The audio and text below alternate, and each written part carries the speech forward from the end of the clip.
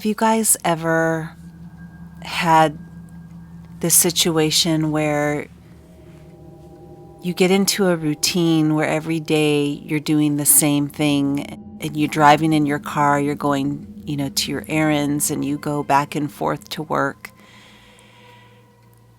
But every time that you pass this certain place or a certain building, for a time, it's like something popped out of nowhere and you notice it every time that you pass by. Your eye goes over to it. But you're on such autopilot that you don't really think too much about it. It just becomes obvious the more that you pass by it, the more it's taking up residence in your mind. You have this certain feeling about something every time that you go by, and it's almost like the place itself calls to you, so much so that one day you have to pull over to check it out. And it's not that it gives you a good feeling or even a bad feeling, it's just something is drawing you to it. Well, that's what happened to me. Every day I would go, back and forth to work, and I never paid attention to it on the way over, but it had to do with something about it being, dusk and the sun going down and the light. The lights change everything. Even when we think about, seeing something in the daytime, and say, for instance, Halloween or what have you, you can drive down a certain neighborhood during the day and it doesn't look like much, but it completely becomes magical when the lights go on at night. Because all of the wires and all these other things, it doesn't look that good, but at nighttime, when the light has shifted and all the lights go on, you can see this theater of lights that just really changes everything. And so I think that's why I only ever really noticed it when I would come home.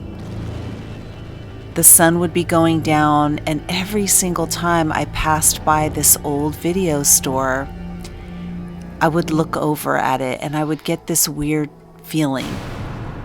Like I said, it wasn't a good feeling, but it wasn't a bad feeling, but there was something drawing me into it, and the lights were this kind of ugly green. It's almost like sanatorium green, and this bright light on the inside. And it was wedged in between a kind of a weird section where there was a driveway going into it. So there was some alleyway parking, and then around the sides there was some parking. But it was kind of in the middle of an alleyway. And then there was parking on the outer edges on either side, but it literally, you had to walk into this kind of corner of an alleyway to get into it. And so I had been thinking about that. I passed it on one Friday night, and I finally decided, I got home and I wanted to, watch some movies or something. And I just got this inkling. I had nothing to do. I was by myself, and I thought, I'm going to go over to that weird little video store. Obviously, too, the other thing that's interesting about it is that there's a reason why a lot of people wouldn't go to a video store, because everything is streaming now, and even DVDs. I still buy DVDs, but a lot of people don't, because you can buy them on your smart TV and store them there. So a lot of this need to use DVDs and video players has gone away. But I have kept both of those. There's something kind of magical about having this piece of technology that allows me to store these time capsules that someday will be completely obsolete. And so, although I've had my video player right on top of my DVD player, I rarely ever use my video player. But something about the night, and just it had been like a month of me driving by and looking at it, and I don't know why I never noticed it before. I mean, it definitely did not look new.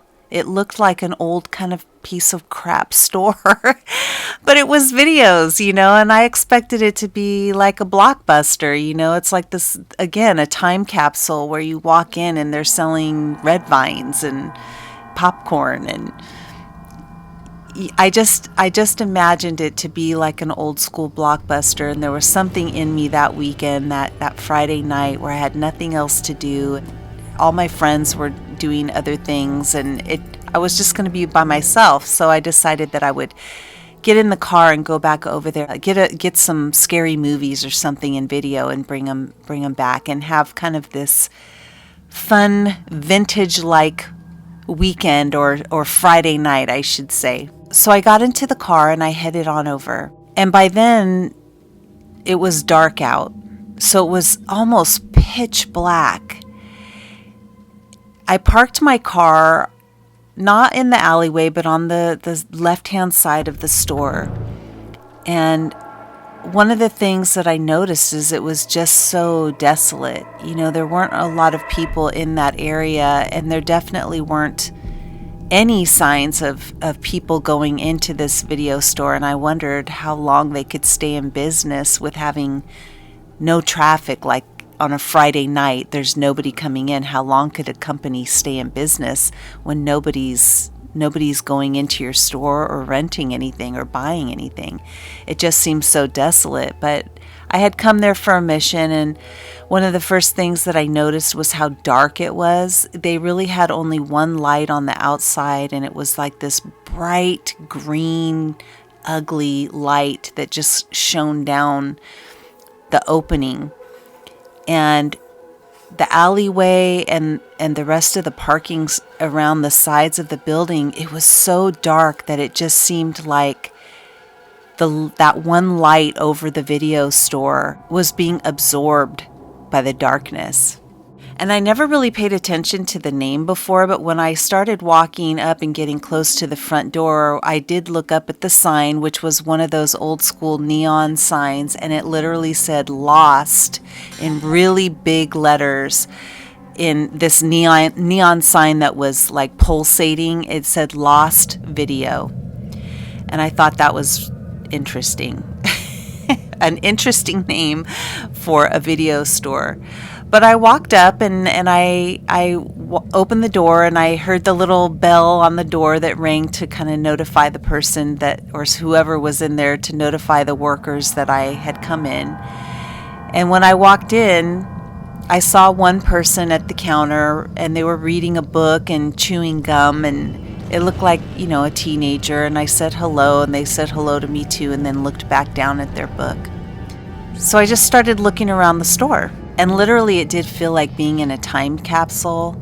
It was really cool to just walk up and down the aisles and seeing, these bookshelves that lined the walls filled with videotapes, and just the way that I remembered it, from my childhood and growing up, where everyone would run to the video store and they would try and get their, the newest release, and they would run out, because you'd look at a bookshelf and see, only the covers, left, and there was no videos, and you would be bummed because you missed out on it. So people would go early enough to try and get all the hot movies, before they sold out.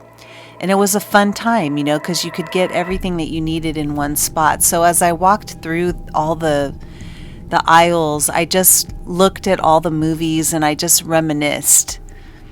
And it just was a really interesting feeling to walk through that time capsule, to walk through space and time and remember what it was like when videos were the it thing. But as much as I was looking around, I couldn't see a horror section. So I walked back over to the teenage worker who looked up at me, and I said, "Where is the horror section? I didn't see a horror section, and that's what I'm here for." He didn't say anything to me. He just looked up at me and pointed a finger over towards an area where there was a drape, and it was towards the back in the corner. So I realized right away when he pointed that I hadn't gone over to that section, and I didn't notice it also because apparently it was behind a curtained wall. And I wasn't really sure why would that be separated, but I just thought maybe whoever owned the store was sensitive to, little kids walking around and seeing horror images, and maybe they were just trying to protect little kids from seeing images like that, and so they put it behind a curtain. So regardless, I walked over to the curtain area and I opened it up and I went inside, and to my surprise, there was no shelves or racks or anything like that. There wasn't a video in sight. What there was an elevator, and it said "to horror," and it had a sign that pointed down to the button to press the elevator. I thought that was really strange, but I guess if you ran out of space and you owned all the space, why not have it downstairs? So I thought, okay, this is interesting. I didn't know that they had a downstairs I wouldn't have even thought of that. I've never been in a video store or anything like that where they had a elevator that took you down below. But clearly they did. So I pressed the button for the elevator, and when it opened up, I got in and I pressed the arrow button to go down. Now, the interesting thing about it is it didn't show a floor or like a basement, or it didn't have any button like that. It literally just had a button that had an arrow going down. And so down I went. Now, you guys, this is where it gets really strange. And I don't even want to say that it's scary. It just was strange. When the door opened up, first of all, it went on where I was in there for way too long. And I started to get scared because, first of all, no one knew where I was. I didn't tell any of my friends or anyone where I was. I was just going to a video store. I didn't even think about that. And then when I was in the video store, only that one person who I didn't know saw me there, but I don't know who that person is either. And it made me realize how vulnerable we are, how trusting we are in so many situations, because I didn't know who this person was or what their intent was or what their life was like, or what kind of person they were. Were they a good person or a bad person? Were they connected to other people that were bad and they were just doing their bidding?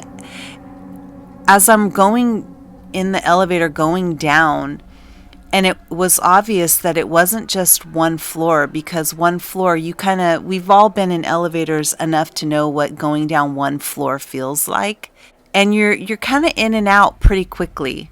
This went on long enough for me to start getting scared and to start thinking this way about how vulnerable I was, that nobody knew where I was and I didn't even know where I was going right now. But finally the door opened. When I felt that little bump that I had stopped, that the elevator had stopped, it made me feel relieved and again hopeful in a quick second, how you get hopeful, like, okay, it was just all my imagination, that you don't need to be worried about anything. It's almost like, your body tells you, oh, okay, it's going to be okay. You can stop like building up to panicking. That's what was happening with me. But then when it opened, it was really strange, because the elevator door opened up to water.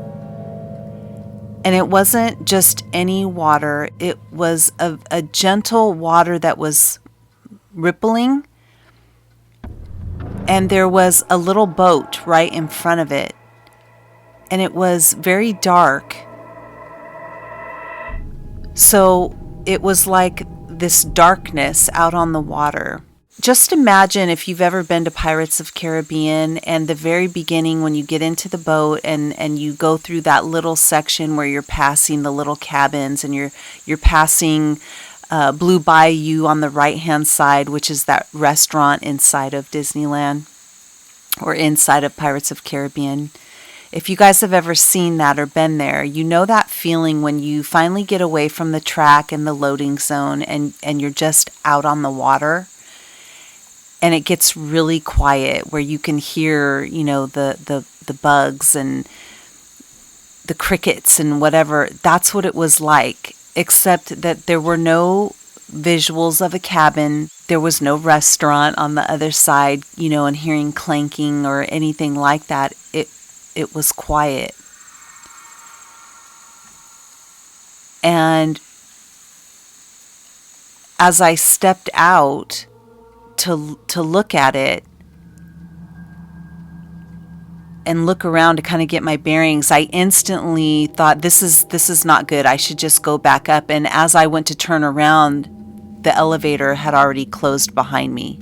The most scary thing was that there was no call button to go back the other way.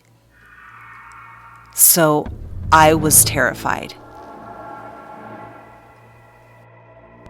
When I turned back around, this is when I really realized, okay, I need to pay attention to what's happening here. I got serious as a heart attack. I went up to where the boat was. So it basically left me on this little dock, and there was a little boat. It was very dark, but when I looked out again this time, I could see this kind of yellow glow start to emerge on the far side in front of me. And obviously there was nothing more for me to do. I had to get in the boat because going back the way I came was not an option.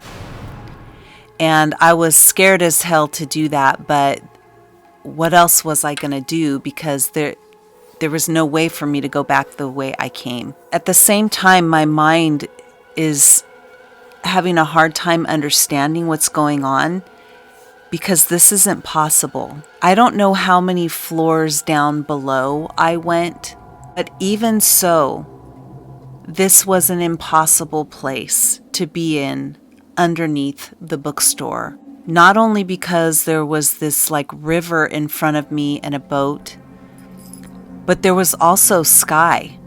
I saw stars. It was so dark I could see the stars out. So I got in the boat very carefully, and there were, what do they call them, oars to row the boat? I'm not a boat person, so I don't know. I think they're called oars. But I got in the boat, and I just started rowing towards where I was seeing the light. And I probably was rowing for a good 10 minutes or so.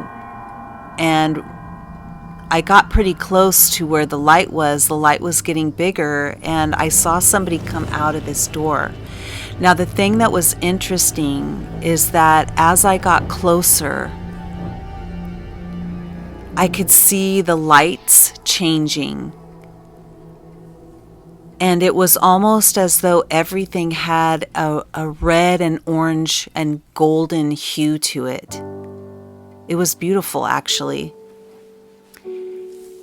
And I started to get a little less scared, even though what I was experiencing was impossible.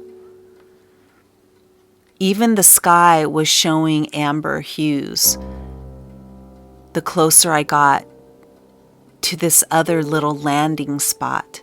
And it looked like a little cottage made out of wood, covered with vines and flowers of red and orange.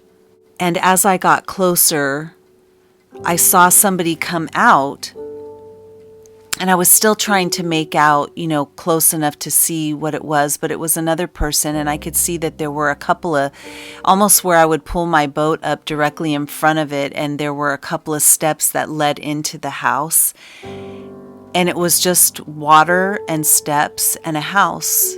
And I couldn't see the end of it it was shrouded, almost covered in vines and flowers and trees. And there were little sparkles of yellow light that were flickering on the other side. And I realized at a certain point that those were fireflies. The yellow of the lights around this little cottage house were flickering, and they were shimmering off the water. And somebody was over there waving me down. And I I couldn't make out. I was still too far to make out, and I have bad vision, so it was difficult for me to see. Even though I was closer, it's usually difficult for me to see close up when I'm at a distance. I mean, I have to be really close up to be able to get a clear visual on somebody. But this is where it got really weird. When I was about 15 feet away, that person that had come out of the cottage was me. And when I creased my brow because I couldn't believe what I was looking at, that person's brow creased exactly the same.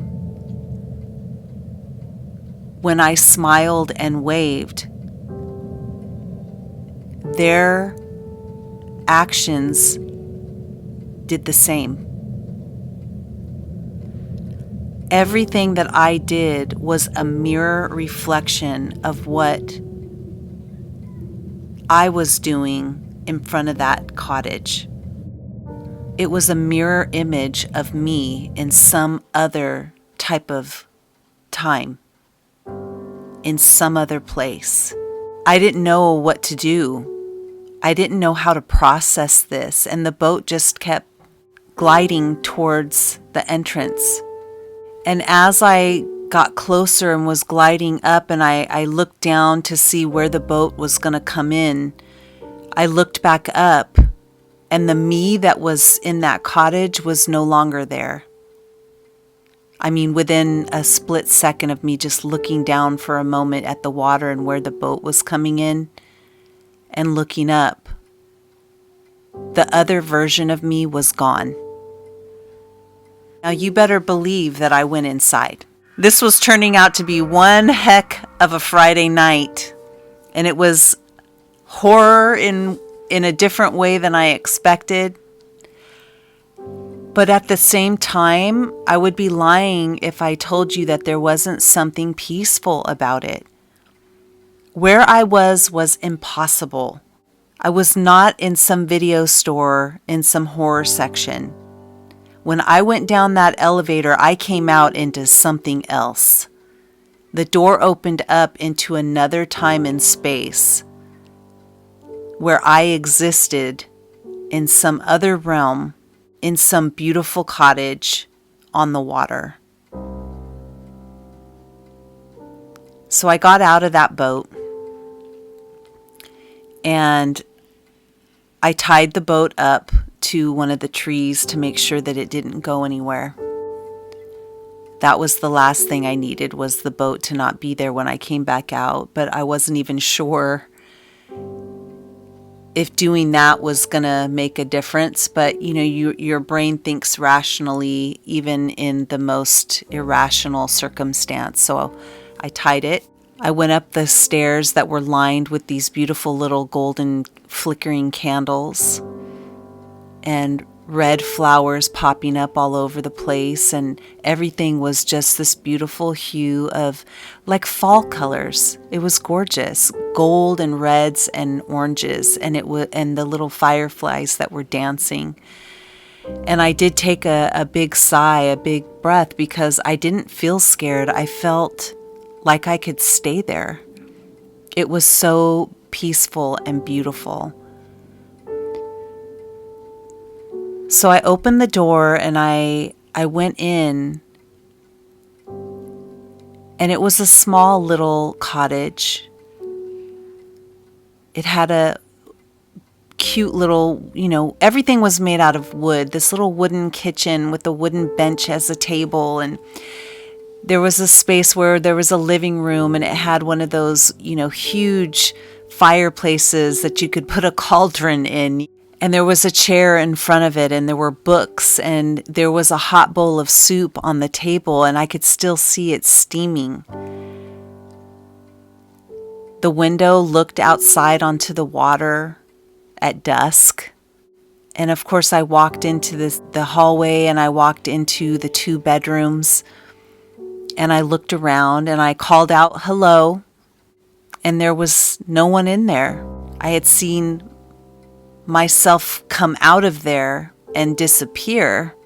So I assumed that that other version of me had gone in. But to my surprise, there was no one in there but me. And I was tempted to stay there. It felt like home.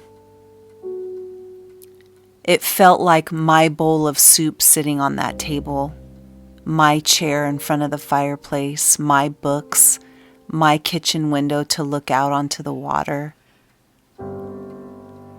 my steps in the front, my flowers, my trees to tend, because of course we don't own nature. We're just stewards. And I wondered if maybe that version of me could only exist when I wasn't there, because I was the real version of me walking up those steps and stepping inside. And maybe once I did that, we merged back together again. I don't know, but there seemed to be some sort of physics going on that I couldn't comprehend. And I wasn't regretting this experience. In fact, it felt peaceful to me, a peace that we only feel when we're kids and we don't have any clue about the bills we're going to have to pay, the things that we're going to go through in life as adults. We have such a short period of time in our life where we are completely oblivious to all of those things, and that's innocence. And when I walked in that door and I walked around that place, I felt like the innocence of me lived in there. And when I walked in there, I merged back with it again. Because when we're out in life, life is scary. Life is hard. We may have a home or a place that we live, but we're nervous and scared of losing things, and we're stressed while we're in these places that are to keep us safe. But our mind brings in all the stressors of the things we can lose. And we live with that every day. And that's the horror. So when I was in that place, I realized my mind was quiet. It was still. I was existing in a plane of innocence where my mind was completely free and I was actually present, not with having to try to be present. I was present. I wasn't thinking about any other moment or what I should be doing or what I'm going to do next or what I didn't do or guilt about things or nothing. And everything in me told me I needed to stay there. And as I walked up to the window one more time and I looked out of the window and looked at the water, and I remember taking a deep breath. And then it was like this hard jolt and this loud ringing sound that came into my mind. And I heard my voice talking, but it was like it was separate from me. And I said, "Excuse me, can you tell me where the horror section is?"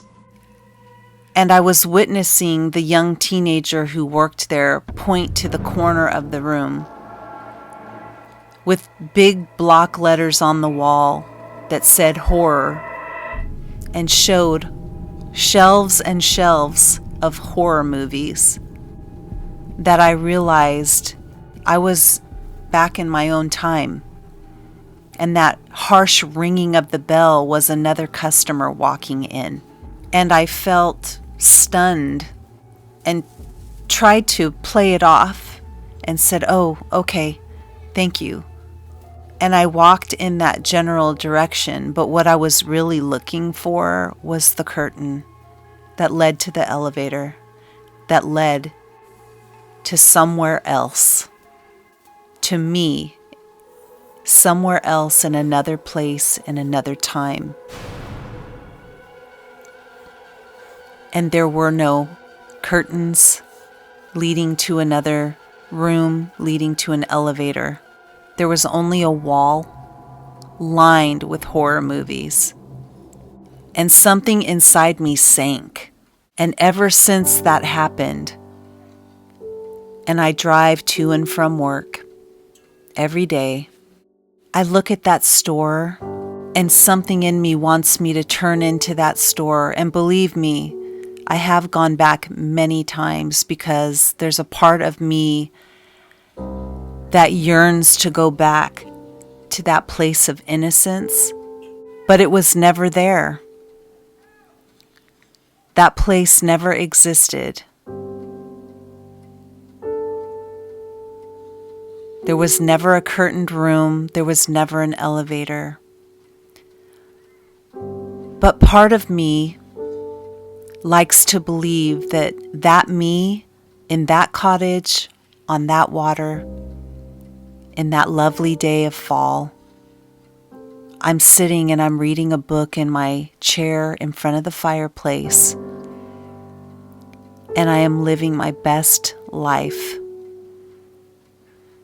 And every single time that I drive home and it's getting dark and I look over at that lost video store and I see that green, creepy light in front and the darkness swallowing up whatever light it's putting out. And I look at that neon sign that says lost in red, and I wonder what it signifies. Was it my lost innocence? Was it my loss of peace? Was it that I found it, but then I lost it again? And I will search for it for the rest of my life.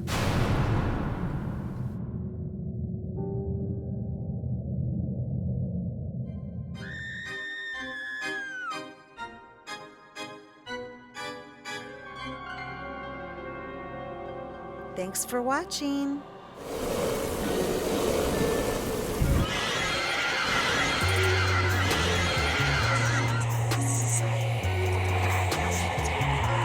Hey, Spooky Review Club, let me know what you're thinking, and if you like this so far, give me a thumbs up, thumbs down, or leave a comment.